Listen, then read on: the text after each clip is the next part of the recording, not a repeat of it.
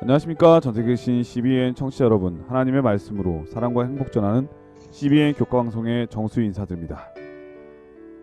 네, 안녕하세요. 한민호입니다.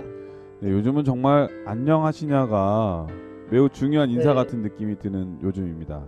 목사님 안녕하십니까? 네. 저는 약간 감기가 와서, 네, 감기.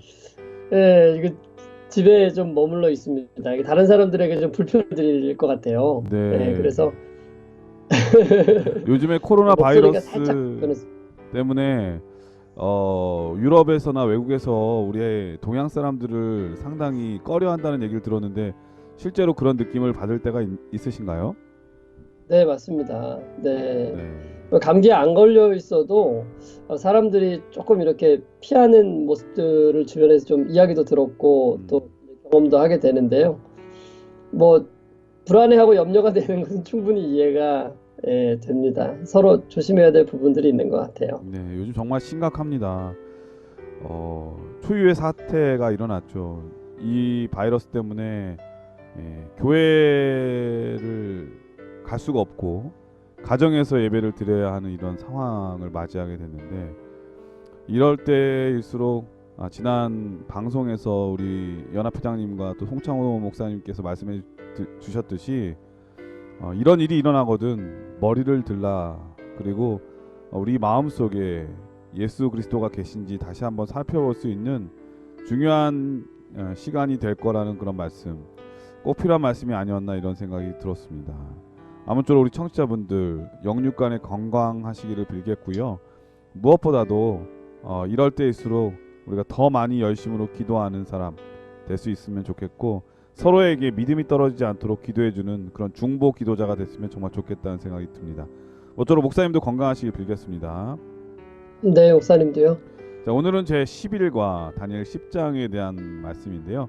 제목이 쟁투에서 승리로라고 하는 제목입니다. 먼저 기억절 말씀을 읽어드리겠습니다. 큰 은총을 받은 사람이여 두려워하지 말라 평안하라 강건하라 강건하라. 다니엘 10장 19절 말씀이었습니다. 어떤 면에서 요즘 우리들에게 해줄 수 있는 가장 좋은 말씀이 아닌가 이런 생각이 드네요. 기억절 말씀이 네. 평안하라 강건하라 강건하라. 자, 오늘 제목은 쟁투에서 승리로라고 하는 제목인데 어떤 말씀인가요? 네, 목사님 말씀하신 것처럼 이번 주 교과에서 우리가 다니엘 10장을 함께 공부하게 될 텐데요. 다니엘 10장은 매우 흥미로운 내용을 담고 있습니다. 실제로 우리 눈에는 보이지 않는 이 영적 싸움, 선한 천사와 악한 천사들 사이에 벌어지는 그 전쟁의 모습들을 그려주고 있는데요. 다니엘 9장에서 다니엘은 유대 민족의 해방을 위해서 간절히 기도했다는 것을 우리가 살펴보았습니다. 그리고 유대 민족은 뭐 결국 70년 만에 고국으로 돌아갈 수 있게 되었고요. 또 성전에 재건할 수 있는 그 길도 열리게 되었습니다. 뿐만 아니라 다니엘 9장의 다니엘의 기도를 통해서 예수 그리스도의 탄생과 죽음에 대한 예언의 도표가 주어지기도 했었죠. 그런데 다니엘 10장을 시작하면서 다니엘은 또다시 금식해야 될 필요를 느끼게 되었습니다. 왜냐하면은 사단으로 인해서 하나님의 계획이 차질을 빚고 여러 어려움을 당하고 있음을 다니엘이 깨닫기 때문이었습니다. 그리고 그렇게 기도한 다니엘의 기도를 통해서 다니엘 10장을 통해 우리는 기도 너머에 역사하시는 하나님의 능력이 아, 우리의 삶 가운데 우리에게 어떻게 펼쳐지게 되는 것인지를 우리가 휘장을 들어서 볼 수 있게 되는 것입니다. 이번 주 교과를 통해서 우리는 휘장 뒤편에 이 선악관의 대쟁투가 어떻게 펼쳐지는지를 함께 살펴볼 텐데요. 그리고 그 선악관의 대쟁투 속에서 우리가 어떻게 승리할 수 있는지 함께 공부해 보도록 하겠습니다. 예, 오늘 다니엘 10장의 예언의 말씀을 우리 한민호 목사님을 통해서 배워보도록 하겠습니다. 말씀에 앞서 찬미 듣고 시작합니다. 여기는 말씀의 방송 CBN 코리아입니다.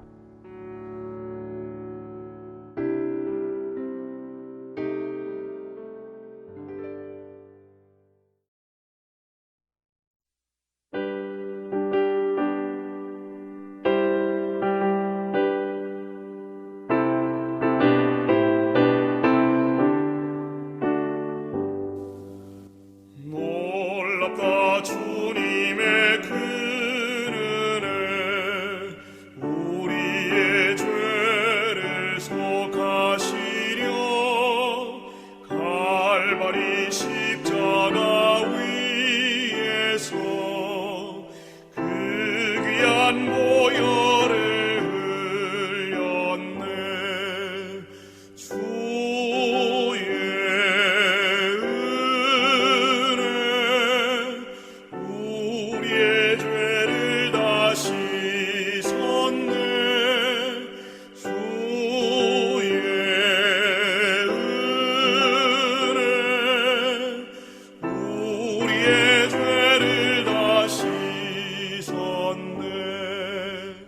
예, 찬미 잘 들었습니다. 일월 소지는 다시 금식과 기도라고 하는 제목인데요. 어떤 말씀인가요?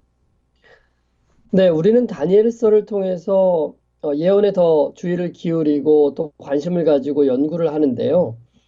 다니엘 시대 이후에 세상에 벌어질 사건들을 공부하고 다니엘서를 통해서요. 특별히 이 마지막 때의 세상에 일어날 일들에 깊은 관심을 갖습니다. 그러나 다니엘서에 기록된 글들을 살펴보면요. 다니엘의 관심사는 우리가 가진 관심사와는 약간 좀 다른 것을 느낄 수 있습니다. 다니엘에게 실제로 궁금한 것들은 먼 미래의 사건이 아니었을 것입니다. 다니엘에게는 바로 지금 당장 유대 민족들에게 어떠한 일이 일어날 것인가, 그것이 아마 더 큰 관심이지 않았을까 생각이 됩니다. 특별히 다니엘 9장에는 약속된 70년의 포로 기간 그 생활에 맞춰질 때 다니엘이 금식하고 회개하면서 이스라엘이 다시금 원래의 영광을 회복할 수 있도록 그 기도하는 모습들이 잘 그려져 있는 것이죠. 이러한 다니엘의 금식과 자복을 통한 기도를 통해서 이제 다니엘 9장에는 메시아에 관한 예언이 주어지게 되었고요.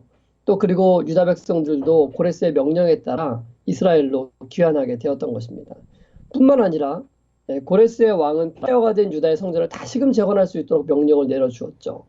이렇게 예레미야의 70년에 관한 예언이 성취되고 백성들이 귀환하였고 성전이 다시 재건될 것이라는 소식이 들렸을 때 다니엘은 얼마나 기뻐하면서 또 즐거워했을까요? 그런데 그러한 기쁜 소식이 들려온 뒤에 얼마 뒤에 또다시 소식을 다니엘은 듣게 되었는데요. 바로 사마리아 사람들이 성전의 재건을 방해하고 있다는 소식이었습니다. 그들은 모든 가능한 방법을 다 동원해서 이 페르시아의 요직에 있는 사람들을 통해서 성전을 짓지 못하도록 방해를 하고 있었던 것이죠. 그래서 그들은 상소를 올리고 또 그러한 상소들은 고레스 왕에게까지 전달되었고 어쩌면 조만간에 이제는 성전 재건을 불허하는 결정이 내려질지도 모른다는 그러한 불안함이 다니엘에게 엄습하게 되었던 것입니다. 네, 다니엘의 입장에 볼 때는 이것만큼 더 큰 이 불안감 또 속상함 이런 건 없겠죠. 이보다 더 큰 건 없겠죠. 그렇죠. 네, 왜냐면 그것을 위해서 그렇게 그토록 금식하며 기도했었는데 그래서 성취된 것처럼 보였는데 다시 중지가 될지도 모른다는 그런 불안감에 다니엘은 기도하지 않을 수 없었던 것입니다. 그래서 다니엘 10장의 첫 서두는 다음과 같이 시작하고 있는 것이죠. 그때에 나 다니엘이 새 이래 동안을 슬퍼하며 새 이래가 차기까지 좋은 떡을 먹지 아니하며 고기와 포도주를 입에 대지 아니하며 또 기름을 바르지 아니하니라. 다니엘은 자신의 민족과 성전의 운명을 생각할 때 기도하지 않을 수가 없었던 것입니다. 그 당시 다니엘의 나이가 거의 한 90세 정도에 이르는 고령이었을 것인데요. 그런 고령에도 불구하고 그는 응답이 있기까지 무려 3주 동안이나 금식하는 모습을 볼 수 있습니다. 물론 여기서 말하는 금식은 온전한 금식이었다기보다는 다니엘이 말한 대로 고기와 포도주를 금하고 좋은 떡을 먹지 않으면서 또 기름을 바르지 않는 어떤 특별한 의미에서의 금식이었을 것입니다. 근데 굳이 아, 뭐 그렇게 하지 않았어도 네. 다니엘 입장에서 보면은 먹고 싶지 않았을 것 같아요. 네. 네, 그렇죠. 사실 다니엘이 이제 90세잖아요. 네. 나라를 위해서 할 만큼 했고, 좀 이제 좀 평안하게 좀 지낼 수 있는 그런 시기였는데도 불구하고, 그는 정말 나라를 위해서 또 이렇게 간절히 기도하는 모습들을 우리가 발견하게 되는 예, 것이죠. 그야말로 진짜 아, 사명이 있는 사람은 늙지 않는 것 네, 같아요. 예, 사명은 맞습니다. 사람은 늙게 하지 않는 것 같아요. 정말 이 다니엘이 90세였다 할지라도 자기 민족에 대한 사명 그리고 복음에 대한 사명이 있으니까 그 나이에도 금식하면서 기도할 마음을 갖게 된 것 아니겠습니까? 네, 정말 이런 모습은 너무 닮고 싶고, 너무 정말 위대한 모습이라는 생각이 드는데요. 이런 다니엘의 모본을 통해서 우리가 기도에 관한 몇 가지 중요한 교훈들을 좀 발견할 수 있게 되는데요. 첫 번째는 우리는 절대로 기도를 이렇게 중지할 수 없다는 것입니다. 다니엘은 90살의 고령의 나이에도 3주 동안이나 뜻을 정해서 간절히 기도했죠. 18살 때나 정말 90살 때나 한결같이 하나님께 기도하는 사람이었습니다. 네. 그는 평생을 자신의 민족과 국가의 운명을 위해서 기도하였던 사람입니다. 그리고 정말 이 마지막 삶을 평안하게 준비하면서 보내야 될 그때에도 불구하고 어쩌면 그의 기도는 더욱더 간절하고 깊고 또 열렬했을 것 같다는 생각이 드는데요. 정말 기도의 사람이었던 것이죠.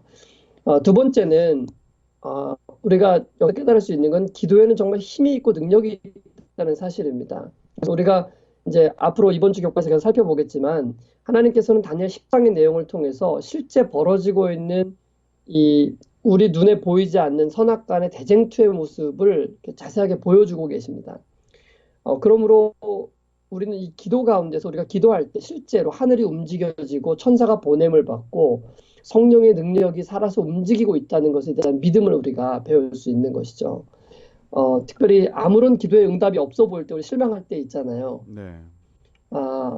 우리가 이런 다니엘의 기도를 생각하면서 우리의 눈에 아무런 증거가 보이지 않는다 할지라도 우리의 기도는 분명히 하늘에 상달되고 있고 능력의 역사가 일어나고 있다는 것을 우리가 믿을 수 있도록 도와주는 것이라 생각합니다. 그러므로 우리가 끝까지 인내하며 또 믿음을 가지고 기도해야 된다는 걸 배울 수가 있는 것입니다. 기도가 우리가 원하는 시간에 응답되지 않을 수도 있죠. 그러나 하나님께서 우리에게 가장 좋고 적당한 시간에 응답해 주실 것입니다. 우리 모두가 이 다니엘과 같은 기도의 사람이 되었으면 좋겠습니다. 예, 1월 서지는 다시 금식과 기도라고 하는 제목입니다. 사실 이게 좀 어색해요. 이 다니엘은 지금까지 90세 평생 동안 늘 기도하는 삶이었는데 다시 금식과 네. 기도라고 하는 게 조금 어색하긴 합니다. 왜냐하면 늘 기도하는 사람이었으니까. 네, 그런데 사실은 그게 쉬운 일이 아니라고 하는 거죠. 맞습니다. 직장 생활 해보신 분들은 알겠지만 하루의 일과가 너무 피곤한데 하나님과 기도하는 시간을 갖는다는 게 얼마나 힘든 일이라는 걸 아실 거예요. 특별히 다니엘은 공무를 진행해야 되는 그런 또 고위 관리였잖아요. 그만큼 네, 막중한 책임이 있는 사람이었기 때문에 얼마나 바빴겠습니까? 그런 바쁜 중에도 따로 떼어내서 하나님과 기도하고 또 말씀을 연구하고 또 자기 민족을 위해서 어떻게 될까 늘 하나님께 대화를 나눴기 때문에 이상과 또 꿈을 통해서 계속 말씀해 주신 것 아니겠습니까? 그런 상황 가운데서 지금 이렇게 예언의 성취가 미뤄질 것 같은 두려움 가운데 있으니까 기도하지 않을 수 없었겠죠.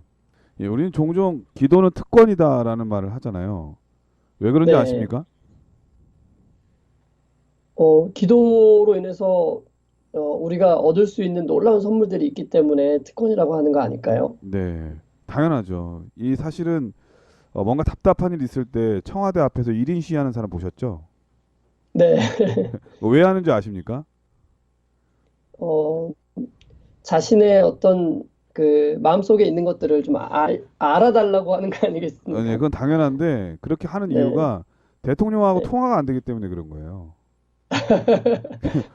대통령하고 통화가 되면은 굳이 그렇게 할 필요가 없거든요. 그냥 얘기하면 되니까. 그렇죠. 네, 근데 네. 우리 하나님께서는 우리가 그렇게 시위해야 알아주시는 분이 아니라 기도하면 다 들어주시기 때문에 그야말로 특권 중에 특권 아니겠습니까? 온 우주의 통치자, 만왕의 왕이신 하나님께서 우리의 기도를 들어주시니까 기도는 얼마나 특권입니까? 그런데 이 특권을 잘 사용하지 않는 것은 정말 어리석고 미련한 일이다 이런 생각이 듭니다. 다니엘처럼 이 기도의 특권을 잘 사용하는 우리 모두가 되었으면 좋겠습니다. 자, 월요일 소지는 군주에 대한 환상이라고 하는 제목입니다. 어떤 말씀인가요? 네. 다니엘의 이제 금식과 기도를 통해서 다니엘은 이제 환상 가운데서 다니엘 10장에 보면요. 이제 하늘의 존재를 만나게 됩니다. 찾아오신 거죠. 네, 그런데 이 다니엘 10장에 나타난 이 하늘의 존재에 대한 내용을 이렇게 쭉 읽어보면은 얼핏 보면은 한 사람인 것처럼 보여요. 근데 네, 사실은 두 사람입니다. 이게 이제 앞부분에 등장하는 첫 부분에 등장하는 그 다니엘 10장 5절 6절에 기록되어 있는데요. 네. 등장하는 인물과 그다음에 두 번째 등장하는 존재는 다니엘 10장 10절로부터 14절 이제 그 뒤에 이제 기록이 되어 있는데요. 다니엘이 첫 번째 등장한 존재를 보았을 때는 그는 온몸에 힘이 빠져서 이제 쓰러지게 됩니다. 그리고 깊은 잠에 빠져요. 근데 두 번째 존재는 다니엘을 어루만지면서 깨웠고 또 기도와 관련된 이야기를 들려주는 존재입니다. 오늘 월요일 교과에서는 저희가 이 첫 번째 존재가 누구인지에 대해서 살펴보고 또 화요일 교과에서는 이 두 번째 나타난 존재에 대해서 우리가 좀 공부를 해보겠습니다. 네. 자, 먼저 첫 번째 나타난 존재에 대한 성경절입니다. 다니엘서 10장 5절 6절에 있는 말씀입니다. 그때 내가 눈을 들어 바라본즉 한 사람이 세마포 옷을 입었고 허리에는 우바스 정금띠를 띠었고 그 몸은 황옥 같고 그 얼굴은 번갯빛 같고 그 눈은 횃불 같고 그 팔과 발은 빛난 놋과 같고 그 말소리는 무리의 소리와 같더라. 네, 그 다니엘이 히데길 강에 있었는데 네. 눈을 들어 딱 바라보니까 어떤 한 분이 서 있는 거예요. 근데 특징이 뭐냐면은 첫 번째 세마포 옷을 입고 있고 두 번째는 이제 우바스 정금띠를 두르고 있습니다. 그리고 몸은 황옥과 같고 얼굴은 번갯빛에다가 눈은 횃불 그리고 팔과 발은 빛난 놋 그리고 목소리는 무리의 소리와 같다라고 다니엘은 묘사하고 있습니다. 자, 과연 이 존재는 누구일까요? 이게 전형적인 네, 예수님의 모습 네, 아닌가요? 맞습니다. 네, 요한계시록에도 이렇게 설명되어 있잖아요. 맞습니다. 이게 요한계시록에서 요한이 반모섬에서 본 예수님의 모습과 너무나 흡사한데요. 네. 먼저 성경절을 좀 한번 읽어보죠. 요한계시록 1장 13절로 16절에 있는 말씀입니다. 촛대 사이에 인자 같은 이가 발에 끌리는 옷을 입고 가슴에 금띠를 띠고 그 머리와 털에 희기와 흰 양털 같고 눈 같으며 그의 눈은 불꽃 같고 그의 발은 푸르무에 단련한 빛난 주석 같고 그의 음성은 많은 물소리 같으며 그 오른손에 7별이 있고 그 입에서 좌우에 날선 검이 나오고 그 얼굴은 해가 힘있게 비치는 것 같더라. 네, 바로 요한이 본 예수님을 묘사한 글이죠. 요한계시록에 기록되어 있는 바로 예수님이십니다. 자, 이 모습과 다니엘 10장의 모습을 좀 비교를 해보면 이렇습니다. 다니엘 10장에는 세마포 옷을 입었는데 요한계시록 1장에는 이제 발에 끌리는 옷, 네. 대제사장이 이제 입었던 옷이거든요. 그러니까 발에 끌리는 옷. 확실히 예수님은 네, 좀 넉넉한 옷을 좋아하시는 네, 것 같아요. 네, 타이트한 거 안 좋아하시는 것 같아요. 네. 네. 그리고 다니엘 10장에 보면은 이제 그 세마포 옷 위에 우바스 정금띠를 띠었다. 그러니까 허리 벨트가 정금이었어요. 네. 근데 요한계시록 1장에도 보면 가슴에 금띠를 둘렀다라고 기록이 되어 있고요.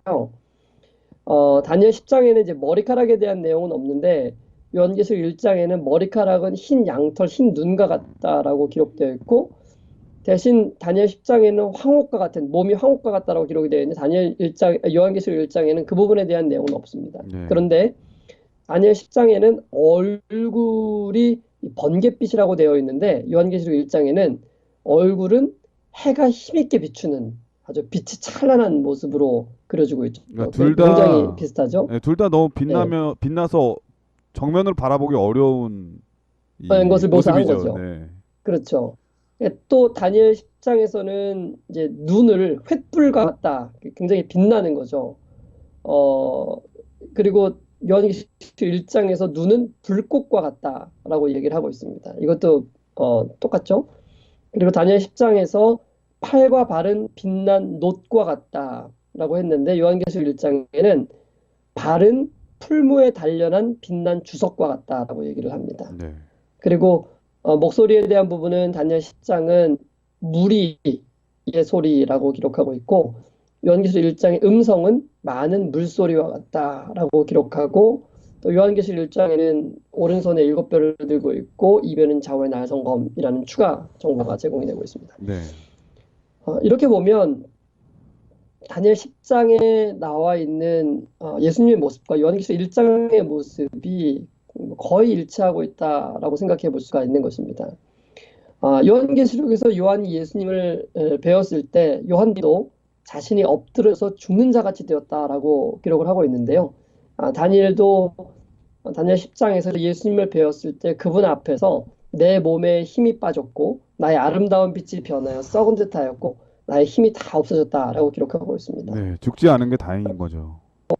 네, 이것이 사실은 성경에서 하나님을 만난 사람들의 약간 공통된 특징이잖아요. 이사야도 그랬었고요. 그러니까 다니엘은 그의 나이 90세 노년에 예수님을 만난 것입니다. 저는 이 교과를 준비하면서 다니엘의 마음이 어땠을까 생각해 보니까 제 마음에 전율이 느껴졌어요. 그토록 사랑하고 경외하는 그분을 90세 죽기 전에 친히 나의 눈으로 그 예수님을 뵙는 그 특권을 누렸던 것입니다. 물론 네, 이 다니엘이 10장에서는 잠깐 예수님을 보고 쓰러졌어요. 그랬다가 두 번째 등장한 존재는 예수님이 아니었기 때문에 이렇게 이제 쓰다듬어서 깨워줬는데 나중에 그 모든 일이 다 지나간 다음에 자신이 봤던 그분이 예수님이라는 것을 깨닫게 되었을 때 야, 정말 이제는 정말 죽어도 여한이 없다라고 말하지 않았을까라는 생각을 해보게 되었습니다. 네. 얼마 전에 그 뉴스에 보니까는 네, 네, 두 자매인데 헤어졌는데 시장에서 헤어졌는데 50년 네, 만에 이제 만난 거예요. 70년인가? 아, 그러니까 이제 언니는 이제 90이 훨씬 넘었고요. 네, 여동생은 이제 80이 훨씬 넘어서 만났는데 음, 그 만난 모습을 보면서 막 이 주름이 가득 깊게 패인 그분들의 모습 속에서 눈물 흘리는 장면을 보니까 음, 그 만남이 얼마나 애틋한가 이런 느낌이 들었거든요.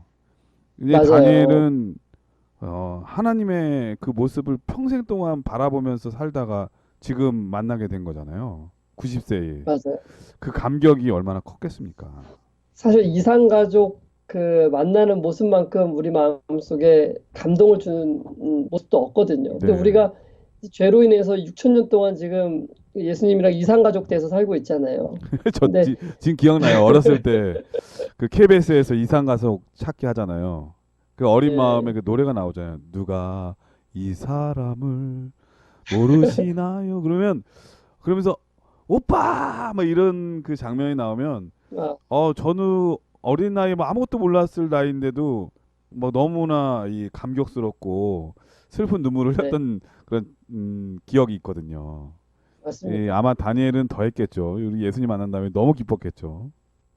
예, 6천 년 동안이나 무려 6천 년 동안이나 헤어진 이산가족 우리를 생각하고 네. 기다리시는 예수님의 마음을 생각해 보면 정말 꿈에서라도 예수님을 우리가 꼭 만났으면 좋겠다는 생각을 하면서 지내는 때가 우리가 얼마나 많습니까? 근데 정말 이러한 마음이었는데 예수님을 봤을 때 다니엘은 정말 너무나도 행복하고 좋았을 거라는 생각이 들고요. 우리도 그렇게 예수님을 만났으면 얼마나 좋을까요? 물론 뭐 꼭 실제로 얼굴을 보는 것만이 예수님을 만나는 것으로 생각하지는 않습니다. 왜냐하면 우리가 그분을 영접하고 또 성령을 우리 마음속에 모실 때 실제로 예수님은 우리 안에 거하시기 때문이죠. 그러나 우리가 금식하며 기도하며 예수님과 친밀한 교제를 나눌 때 우리도 분명히 다니엘과 같은 그분의 임재를 더욱 가까이 느끼게 될 것입니다. 이게 얼마나 위대한 일입니까? 우리가 만왕의 왕과 기도로서 교통할 수 있다는 이 사실이 그리고 우리가 기도할 때 하나님께서 우리에게 내려오셔서 그분의 임재가 우리 앞에 펼쳐진다는 것이 정말 놀랍도록 위대한 일이라는 생각이 듭니다. 물론 우리가 기도로 그분을 마음대로 움직인다는 뜻은 아니죠. 예. 우리에게 기도를 통해서 하나님을 만날 수 있다는 그 특권이 있다는 것이 그저 감사하고 또 너무 좋을 뿐입니다. 우리 모두 다니엘처럼 정말 기도로 하나님께 나아가고 또 기도를 통해서 하나님의 임재를 경험하는 우리 모두가 되었으면 좋겠습니다. 네.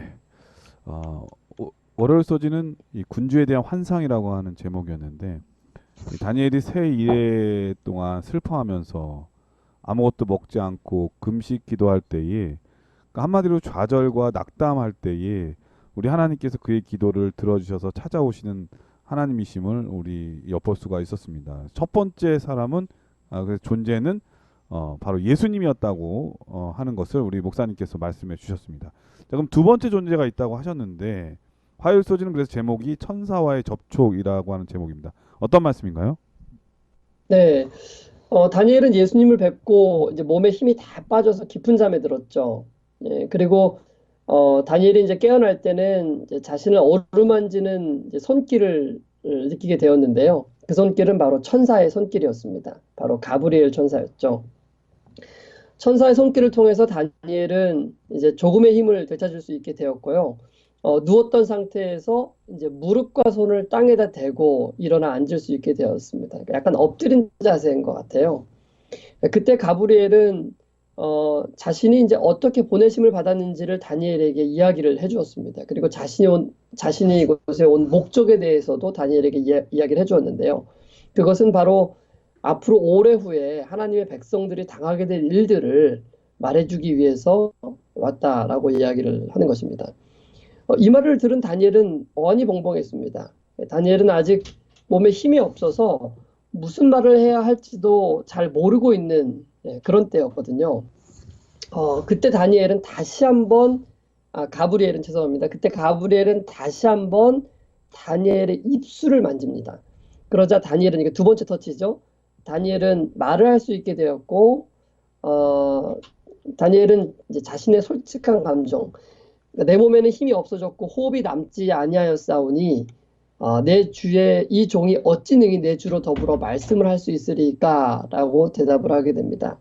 그러자 그는 다시 한번 세 번째로 다니엘을 만지면서 다니엘을 간검케 하여 주었습니다. 그리고 다니엘은 이제 미래를 보여주고자 하시는 하나님의 예언을 들을 준비를 할 수 있게 되었습니다. 자, 우리는 여기서 몇 가지 중요한 사실들을 깨닫게 되는데요. 첫 번째는 천사들의 역할에 관한 것입니다. 여기서 천사는 다니엘을 어루만지면서 깨었고 또 그로 인해서 다니엘은 말을 할 수 있게 되었고 또 하나님의 뜻을 들을 수 있도록 준비가 되었습니다. 기도하는 사람에게 하나님께서 친히 그분의 사자를 보내셔서 우리를 깨워주시고 말할 수 있는 힘을 주시고 또 하나님의 뜻을 깨닫도록 준비시켜 주신다는 것을 우리가 깨달을 수 있는 것이죠.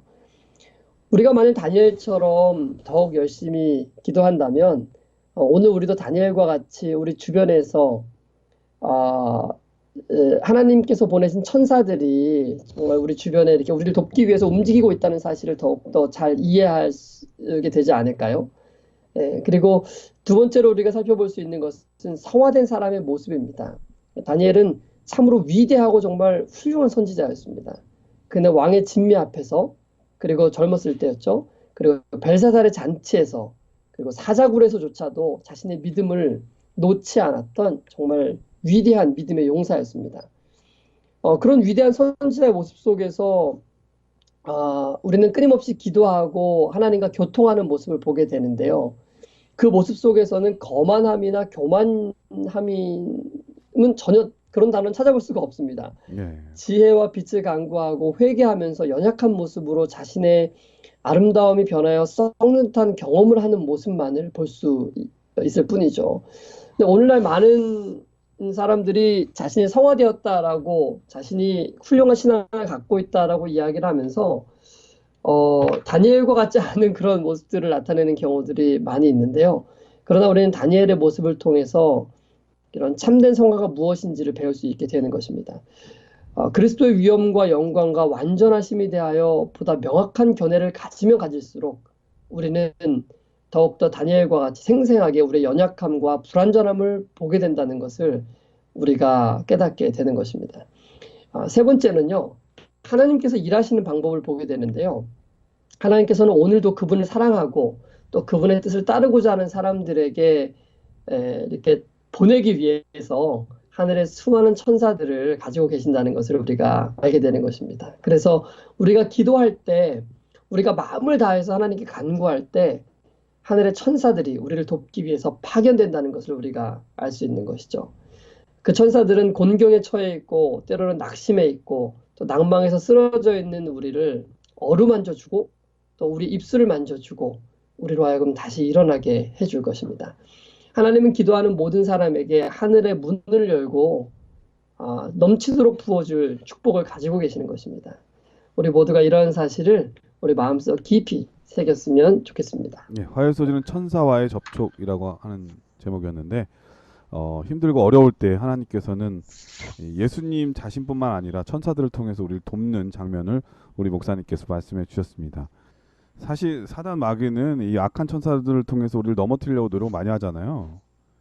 그렇죠. 근데 정말 다행인 것은 이 악한 천사들이 하늘의 3분의 1이었는데 다 쫓겨났다는 거거든요. 그리고 여전히 3분의 2는 하나님께서 우리를 지키시는 천사로 여전히 우리 곁에 있다고 하는 거잖아요. 그러니까는 이 악한 천사가 우리를 유혹할 때 더 많은 하나님의 천사가 우리를 돕고 있다고 하는 것, 우리 청취자분들이 꼭 잊어서는 안 되겠다, 그런 생각이 네, 듭니다. 그리고 하나님께서 일하시는 방법에 대한 생각, 하나님께서는 때로는 직접 나서기도 하잖아요. 이 풀무불에 들어갔을 네, 때 세 명이 세 친구가 들어갔는데 네 분이었잖아요. 하나님께서 네, 직접 관여하시기도 하잖아요. 음, 그런데 네, 때로는 하나님께서는 천사들을 통해서 우리를 여전히 지키시고 보호하신다는 사실을 오늘 말씀을 통해서도 이해할 수 있겠네요. 특별히 두 번째 천사, 이 사람 존재, 이, 이 존재는 바로 이제 가브리엘 천사라고 하는 생각이 드는데, 그가 나타난 이유가 있죠. 첫 번째, 이 큰 전쟁에 관한 계시를 10장에서 시작하는데, 보통 이 다니엘서의 패턴은 이상을 주시면 해석을 하잖아요. 바로 네, 그 해석하는 존재가 바로 가브리엘 천사잖아요. 맞아요. 네, 지금도 큰 전쟁에 대한 이상을 주셨기 때문에 이 가브리엘이 나타나는 건 당연한데, 그 중간에 예수님께서 나타나신 이유는 무엇인가? 그것은 힘들어하고 지쳐 있는, 그리고 하나님의 백성이 괴롭힘을 당하는 그 상황, 큰 전쟁을 겪어야 되는 그 상황 가운데서 하나님께서 함께 하신다고 하는 사실을 다니엘에게 깨닫게 하기 위해서, 다른 말로 용기 주시기 위해서 직접 나섰다, 그런 생각이 듭니다. 이렇게 좋으신 예수님이 바로 우리의 예수님이라고 하는 것, 여러분 꼭 기억해 주셨으면 좋겠습니다. 자, 그럼 여기서 찬미 한 곡 들으시고 계속해서 수요일 목요일 소절을 공부하도록 하겠습니다. 여기는 말씀의 방송 CBN 코리아입니다.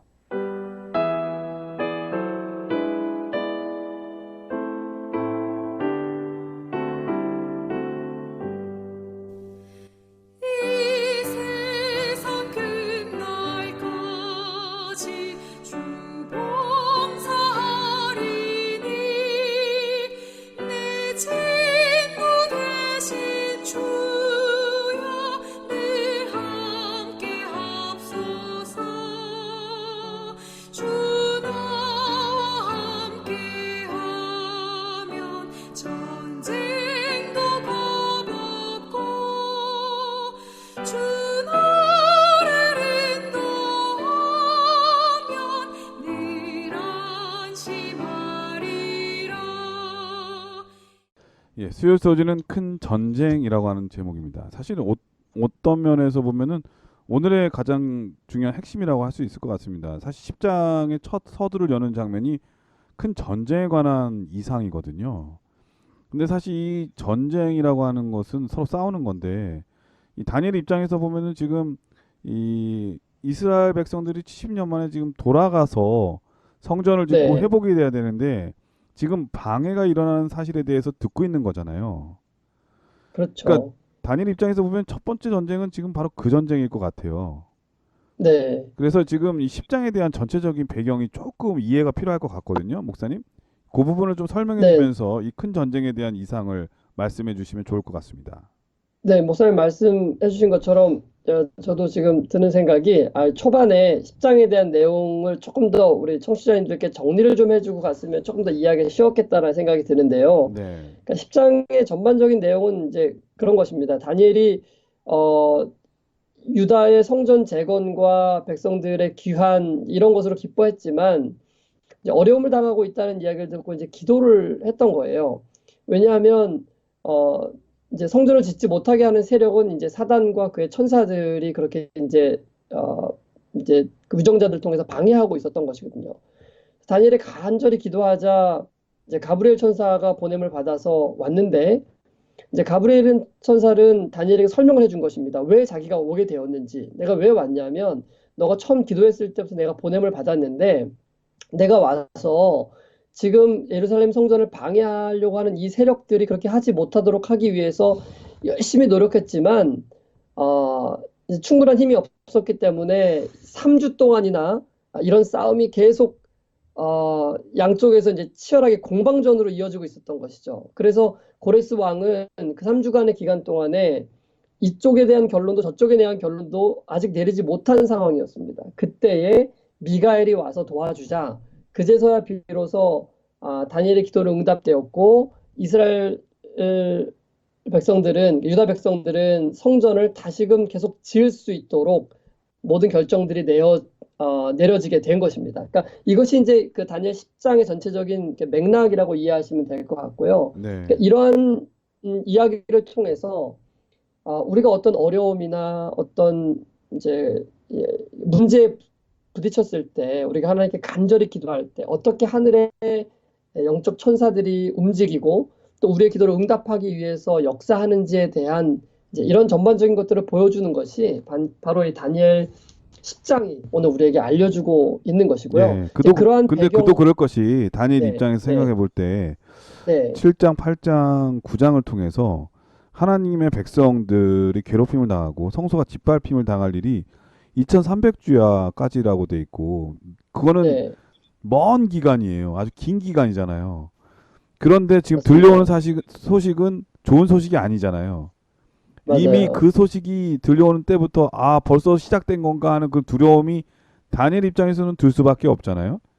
그러니까 네. 나는 금방 회복이 돼서 뭔가 잘 지어지고 잘 될 줄 알았는데 하나님의 백성들이 짓밟힐 일이 이렇게 오랜 시간 이렇게 될 거라는 예언을 듣고 들려오는 소식은 안 좋은 소식이고 하니까 그는 절망할 수밖에 없고 하나님께 낙담으로 기도할 수밖에 없었을 텐데 바로 그때 지금 목사님 말씀하신 대로 예수 그리스도께서 나타나셨고 그리고 또 그 이상에 대한 내용이 어떤 내용이라고 하는 걸 해석해 주기 위해서 가브리엘이 지금 나타난 것이다.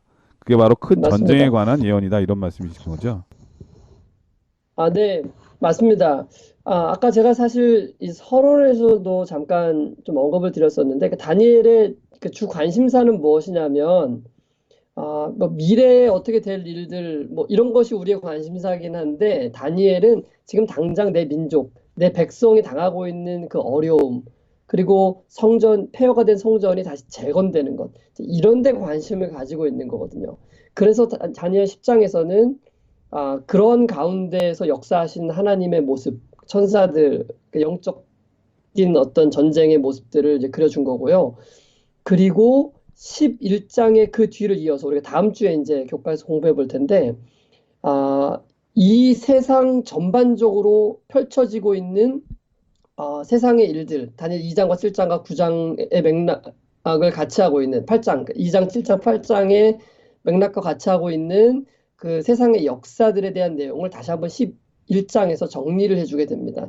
그런데 그렇게 세상 역사가 펼쳐지게 될 때 역시 다니엘 10장의 모습과 같이 그 뒷면에서는 선과 악의 대쟁투가 일어나고 있다는 것을 이 다니엘서는 오늘 우리에게 보여주고 있는 것이죠. 이 부분은 우리가 다음 주에 좀 더 자세히 공부해 보도록 하겠습니다. 그러니까 하나님께서는 영원하신 분이기 때문에 모든 시간을 다 알고 계시잖아요. 그런데 네. 우리는 영원하지 않잖아요. 짧은 시간에 그 예언의 기간으로 치면은 잠깐 사는 사람들이기 때문에 다 경험해 볼 수 없거든요. 그래서 지금 당하고 있는 일어나는 선악간의 대쟁투를 통해서 먼 미래의 일들을 내 삶의 단면을 통해서 깨달을 수 있는 거죠. 그 일들을 위해서 네. 하나님께서 우리에게 이해를 돕기 위해서 이렇게 알려주시고 깨닫게 하시는 것이 아닌가 그런 생각이 드네요. 물론 다니엘도 마찬가지였겠죠. 네. 네. 자, 그럼 10장의 네. 큰 전쟁에 관한 말씀을 이제 좀 차근하게 우리 목사님 통해서 배워보도록 하겠습니다. 어떤 말씀인가요? 예, 다니엘 10장 20절로 21절에 있는 말씀 먼저 읽어드리죠. 그가 이르되 내가 어찌하여 내게 왔는지 내가 아느냐. 이제 내가 돌아가서 바사 군주와 싸우려니와 내가 나간 후에는 헬라의 군주가 이를 것이라. 오직 내가 먼저 진리의 글에 기록된 것으로 내게 보이리라. 나를 도와서 그들을 대항하는 자는 너희의 군주 미가엘 뿐이니라.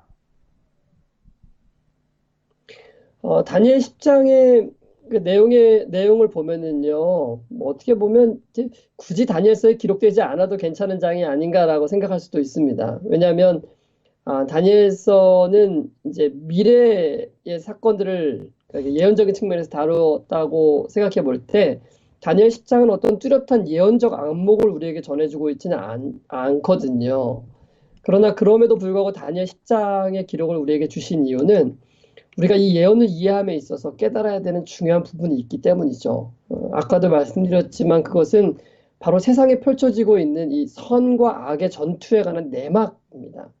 하나님께서 우리에게 다니엘을 통해서 세상 역사와 미래를 예언해 주신 것은 바로 지금 펼쳐지고 있는 우리의 삶 가운데 있는 이 선과 악의 큰 전쟁이 어떻게 벌어지고 있는지를 우리에게 계시해 주시는데 그 목적이 있다고 해도 전혀 이상하지 않을 거라고 생각합니다. 천사는 다니엘 11장에서 이제 마지막으로 다시 한번 세상의 미래에 관한 이 예언을 다니엘에게 주기 전에 세상 역사 뒤에 펼쳐지는 이 선악간의 쟁투를 다니엘에게 다시 한번 보여주는 것이죠. 그리고 다니엘은 또한 그 사실들을 기록으로 남김으로 인해서 오늘을 살아가는 우리도 이 큰 전쟁의 양성을 분명하게 깨달을 수 있도록 하게 한 것입니다.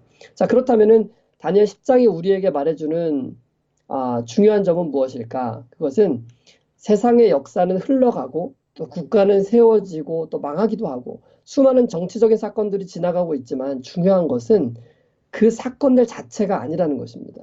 바로 그 뒤에서 펼쳐지고 있는 중요한 영적 싸움이 있다는 것을 우리에게 알려주고 있는 것이죠.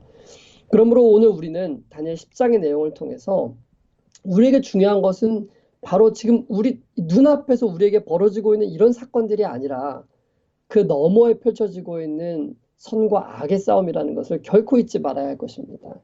아무리 코로나가 창궐을 하고 혹은 이보다 더 무서운 감염병으로 인해서 전 세계가 공포와 두려움에 떤다 할지라도 우리에게 가장 중요한 것은 바로 오늘 나에게 예수님이 계시는가 하는 것이라는 것이죠.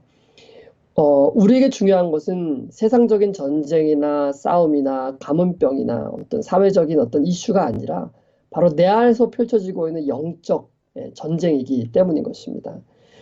코로나는 우리의 육체적인 생명을 잠시 앗아갈 수는 있지만 우리의 영생을 빼앗을 수는 없는 것입니다. 그러나 우리가 예수님을 놓치고 영적 싸움에서 실패하게 된다면 우리는 회복할 수 없는 가장 치명적인 결과를 맞이하게 될 것입니다. 그러므로 오늘 특별히 감염병이 창궐하고 있는 이 시대에 우리가 돌아봐야 할 것은 과연 오늘 내가 예수님을 만날 준비가 되어 있는가 하는 것이겠죠. 만일 오늘 내 안에 예수님이 계신다면 예수님께서는 내 안에 있는 모든 두려움을 다 가져갈 것입니다. 그것이 코로나든 더 무서운 감염병이든 혹은 세상의 무서운 전쟁이든 기근이든 지진이든 하나님께서는 그 모든 것들을 다 가져가실 것입니다. 그리고 다니엘이 누렸을 평안과 기쁨을 우리는 예수님 안에서 누릴 수 있게 되는 것이죠. 그러므로 사랑하는 CBN 청취자 여러분, 혹 우리에게 아직 해결하지 못한 죄들이 있다면 우리 모두 회개하고 예수님께 돌아가게 되기를 바랍니다. 세상은 점점 더 예언된 대로 전염병이 창궐하게 될 것이고 또 천연재해와 또 전쟁과 기근의 소식이 더하여 갈 것입니다. 이 모든 것들은 사실 다 예언되어 있는 것이 아니겠습니까? 여기서 우리가 기대할 것이 더 무엇이 있겠습니까? 오직 우리는 우리의 소망을 예수님께 두어야 하겠습니다. 왜냐하면 그분 안에 모든 이김이 있고 또 모든 안위와 평안과 기쁨이 있기 때문입니다. 그래서 다니엘 10장을 마치면서 천사가 애써 강조하고 싶었던 것이 바로 이것이었습니다. 다니엘 10장 21절의 말씀이죠. 나를 도와서 그들을 대항할 자는 너희의 군주 미가엘 뿐이니라. 네, 우리의 군주 예수님을 통해서 이 세상에서 우리에게 나타나고 있는 모든 영적 전쟁, 우리의 삶, 우리의 내면 가운데 나타나고 있는 영적 전쟁에서 승리하는 우리 모두가 되었으면 좋겠습니다. 네, 수요일 서지는 큰 전쟁이라고 하는 제목인데 큰 전쟁은 지금도 일어나고 있죠. 전 세계가 이 바이러스와 전쟁을 선포하고 싸우고 있는데 사실 지금 목사님 말씀하신 대로 이 전염병을 통해서 감염됐느냐 안 됐느냐 이 문제보다 더 중요한 것은 그 이면에 왜 이런 일들이 일어나고 있는가 하는 것이죠. 선악의 대쟁투, 선과 악의 세력에 이 대쟁투가 있다고 하는 큰 전쟁이 있다고 하는 사실을 우리는 오늘 일어나는 일들을 통해서 깨달을 필요가 있다는 말씀 목사님께서 해주셨습니다. 사실 이제 이런 일들을 통해서 오류는 드러나게 되고요. 또 이런 일들을 통해서 우리가 신천지라고 하는 어떤 특정 세력에 대해서 잘 몰랐는데 알게 됐잖아요. 근데 무엇보다도 그런 일들을 통해서 진리를 사모하는 사람들마저도 어떤 면에서 매도되는 경우도 있을 거라는 생각이 드는 거죠. 그럴 때에 낙담하고 절망하고 실망할 수 있는 이 하나님의 백성 가운데 미가엘 군주가 나타나서 힘을 주는 그 장면을 보는 것처럼 우리는 이때에 낙담하거나 절망하지 말고 일어나 머리를 들고 주의 재림이 가까움을 알고 더욱 복음을 전하는 사람이 돼야 되겠다. 위축되는 사람이 되면 안 되겠다. 아무리 선교가 어렵고 복음 전하기가 어려운 시대를 맞이했다 할지라도 이제 사람들이 마음문을 많이 닫거든요. 그럴 때 일어나서 우리의 할 일을 할 수 있는 용기를 가졌으면 좋겠다는 생각이 듭니다. 자, 목요일 서주는 승리의 왕이라고 하는 제목인데 어떤 말씀인가요? 먼저 다니엘 10장 21절에 있는 말씀을 읽어드립니다. 오직 내가 먼저 진리의 글에 기록된 것으로 내게 보이리라. 나를 도와서 그들을 대항할 자는 너희의 군주 미가엘 뿐이니라. 네, 수요일 교과에서 이제 마지막에 언급했던 성경절인데요. 가브리엘은 다니엘 10장의 마지막 절에 가장 중요하고 의미심장한 말을 남겼습니다. 바로 미가엘에 대한 언급이죠. 많은 신학자들 사이에서 현재도 논쟁이 되고 있는 이제 부분은 바로 이 미가엘이 누구냐 하는 부분입니다. 결론부터 말씀을 드리면 우리는 이 미가엘을 예수 그리스도로 이해를 하고 있습니다. 그 이유에 대해서 함께 좀 살펴볼 텐데요. 먼저 미가엘이라는 말의 뜻은 누가 하나님과 같으냐라는 뜻입니다. 자, 그렇다면 이 미가엘이라는 단어가 성경에 총 몇 번 등장할까요? 목사님 혹시 아십니까? 글쎄요. 너무 어려울 것 같은데. 제가 컨닝을 했어요. 사실은. 예, 네. 그래서 솔직하게 컨닝했다는 말씀을 드리고 15번이라고 돼 있네요.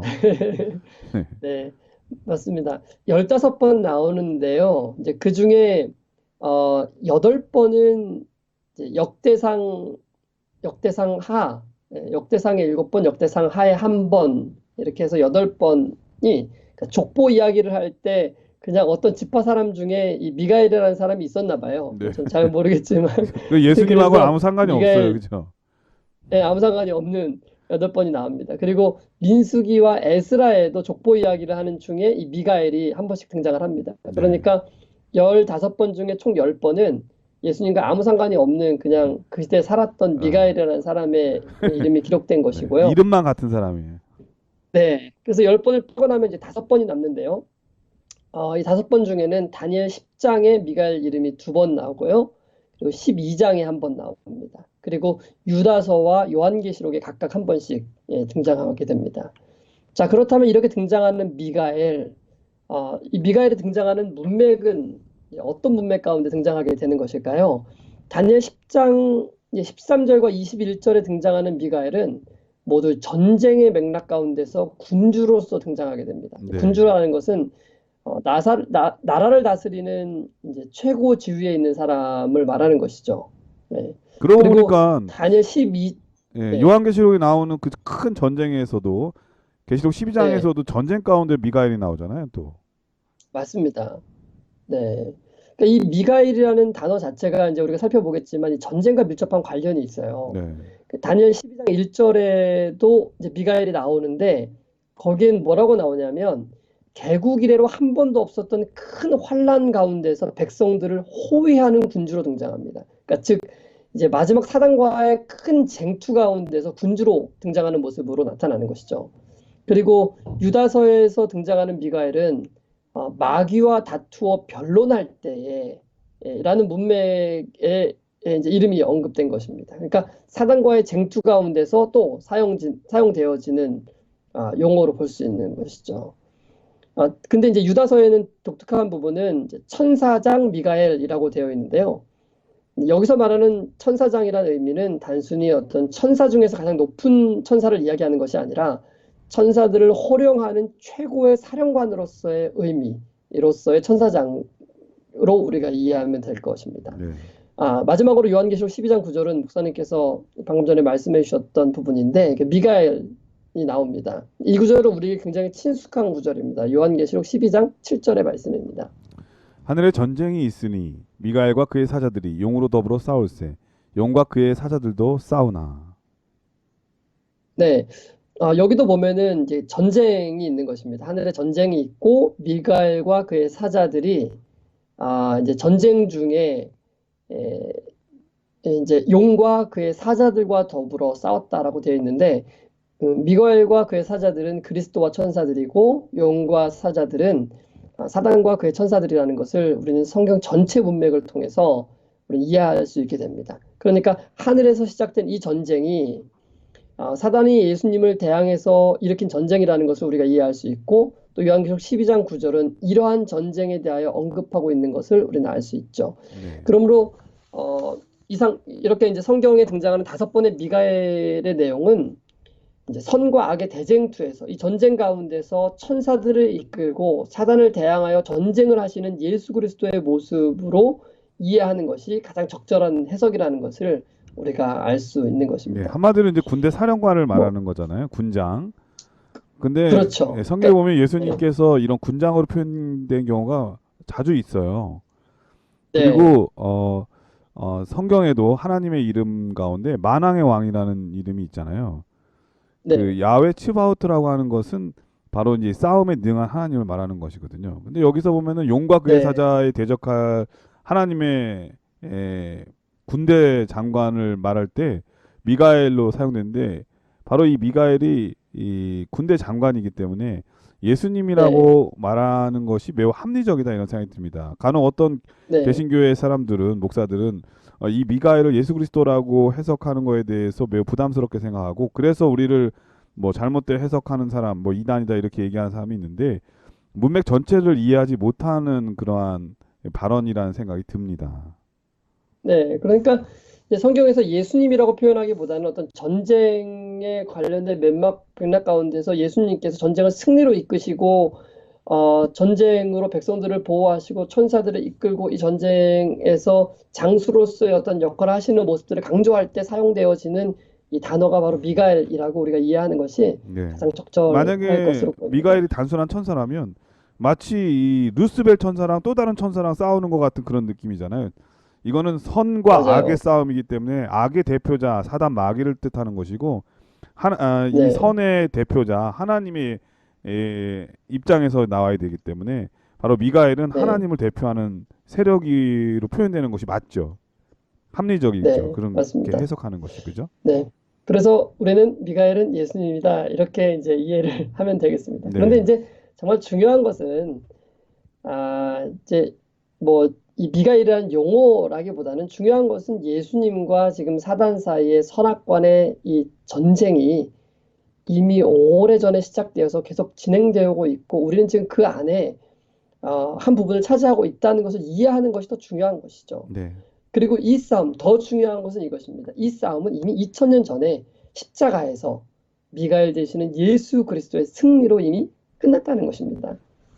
사단은 패했고 이 전쟁은 이미 승패가 결정된 전쟁이라는 것이 오늘 우리에게 가장 중요한 사실이죠. 더 중요한 것은 또 그 승리하신 예수님이 나의 편이시고 나를 도우실 것이며 그분이 나를 승리로 이끌어 주시고 나는 그분의 승리를 나의 것으로 취할 수 있다는 것, 그 길이 열렸다는 것이 오늘 우리에게 가장 중요한 것일 것입니다. 예, 사실 얼마나 다니엘의 입장에서도 매우 중요하죠.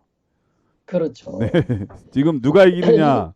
결국은 미가엘로 대표된 하나님이 이긴다고 하는 사실 때문에 다니엘은 수일 네, 동안 앓다가 힘도 잃고 그랬지만 회복할 희망과 용기를 얻게 된 것이 되겠죠. 맞습니다. 이것만큼 기쁘고 감격적인 소식이 어디 있겠습니까? 예수님께서 승리하셨습니다. 그리고 더 기쁜 소식은 그 승리가 오늘 나의 승리라는 것이죠. 자신을 굴복하고 또 회개하고 예수님의 용서를 경험한 사람들에게 말입니다. 승리의 왕, 그분이 바로 나의 구세주고요. 나의 사령관이시고 나의 아버지인 것입니다. 가브리엘은 다니엘에게 앞으로 펼쳐지게 될 이 파란만장한 미래 역사 가운데서도 바로 그분이 나의 군주시오, 나의 구주시며 나의 아버지임을 알게 하고자 하였던 것이죠. 사랑하는 CBN 청취자 여러분, 우리 모두 이 사실을 굳게 믿고 이 싸움에서 예수님이 승리하신 그 승리를 우리의 것으로 취할 수 있게 되기를 바랍니다. 네, 목요일 서지는 승리의 왕이라고 하는 제목이었는데 사실 다니엘 10장의 말씀을 통해서 다니엘의 어떤 개인적인 경험, 이 경험을 통해서 하나님께서 어떻게 세상을 주관하시고 또 승리로 이끄시는가를 이 다니엘에게 보여주시면서 이 말씀에 읽는 모든 하나님의 백성들로 하여금 희망과 용기를 갖도록 하신 하나님의 뜻이 이 안에 담겨 있지 않나 그런 생각이 들었습니다. 목사님께서 이번 국가를 간략하게 정리해 주시고 기도하고 마치도록 하겠습니다. 네, 우리 이번 주 교과를 통해서 다니엘 10장에 등장하는 전쟁에 대해 살펴보았습니다. 이 전쟁은 이제 우리 눈엔 보이지 않지만 그 커튼 뒤에서 영적인 전쟁이 어떻게 전개되어지는지를 우리에게 보여주는 것이었는데요. 그렇습니다. 하늘에서 시작된 선과 악의 대쟁투는 이 죽으로 번져서 이곳에서 여전히 진행되고 있습니다. 눈에 보이지 않지만 분명하고도 확실하게 이 전쟁은 진행되고 있는 것입니다. 그렇다면 이 전쟁에서 우리가 승리할 수 있는 방법은 무엇일까요? 우리는 다니엘이 기도의 사람이었음을 이번 주 교과를 통해서 다시 한번 확인해 보았습니다. 그의 기도는 실제로 악의 세력의 능력을 막고 또 선이 승리하도록 하는 큰 힘이 되는 것을 우리는 보게 되었는데요. 그의 기도를 통해서 하늘의 천사가 명령을 받고 악의 세력에 저지를 당하는 모습을 보았습니다. 그리고 그의 기도를 통해서 우리의 군주 미가엘을 통해 승리가 얻어진다는 것을 우리는 확인하게 되었죠. 이러한 기록은 바로 오늘 우리를 위해서 주신 교훈입니다. 눈에 보이지 않는 영적 투쟁 가운데서 우리가 어떻게 승리할 수 있는지를 우리에게 가르쳐주고 있는 것이죠. 바로 말씀과 기도로 예수님을 우리 안에 모시는 것이 승리의 비결이라는 것을 말이죠. 우리가 기도할 때 실제로 하늘이 움직이고 있고, 우리가 기도할 때 우리를 덮고 있던 어두움이 사라지고, 우리가 기도할 때 하늘의 능력이 우리에게 임한다는 이 놀라운 사실을 우리가 언제나 잊지 않고 예수님을 의지하여 우리 모두 승리하는 삶을 사는 우리 모두가 되었으면 좋겠습니다. 네, 목사님의 기도로 교과를 마치도록 하겠습니다. 아버지 하나님, 오늘 다니엘 10장을 통해서 우리에게 다니엘의 삶과 또 그의 삶 가운데 역사하신 하나님의 놀라운 역사하심들을 깨닫게 하시니 참으로 감사합니다. 아멘. 하나님, 다니엘이 기도하였던 것처럼 우리도 진실하고 또 신실하게 하나님께 기도하는 사람들이 될 수 있도록 주님 도와주십시오. 아멘. 그리고 다니엘 10장에서 보여준 것처럼 이 영적 투쟁 가운데서 우리가 기도할 때 실제로 하나님의 능력이 임하고 우리를 모든 어두움 가운데서 건져주신다는 것을 우리 모두가 믿을 수 있도록 인도하여 주십시오. 아멘. 그래서 세상에 이렇게 펼쳐지는 여러 가지 역사들 가운데서 또 우리에게 찾아오는 두려움과 또 무서움 가운데서 우리가 기도하며 예수님을 붙들고 승리하며 나아갈 수 있는 우리 모두가 될 수 있도록 도와주시기를 예수님의 이름으로 기도합니다. 아멘. 아멘. 전 세계 계신 CBN 청취자 여러분, 비록 이 코로나 바이러스가 우리의 몸과 마음을 고달프게 할 수는 있지만 우리의 영생을 가져갈 수 없다고 하는 것 기억하시고요. 결국 승리로 이끄시는 미가엘, 우리의 군주 예수께서 우리 곁에 계시다고 하는 사실, 또 주의 천사로 우리를 늘 돕고 계시다고 하는 그 사실, 여러분 꼭 한 주일 동안 경험하게 되기를 간절히 축원드립니다. 저희는 다음 주에 더 좋은 모습으로 찾아뵙도록 하겠습니다. 안녕히 계십시오. 안녕히 계세요.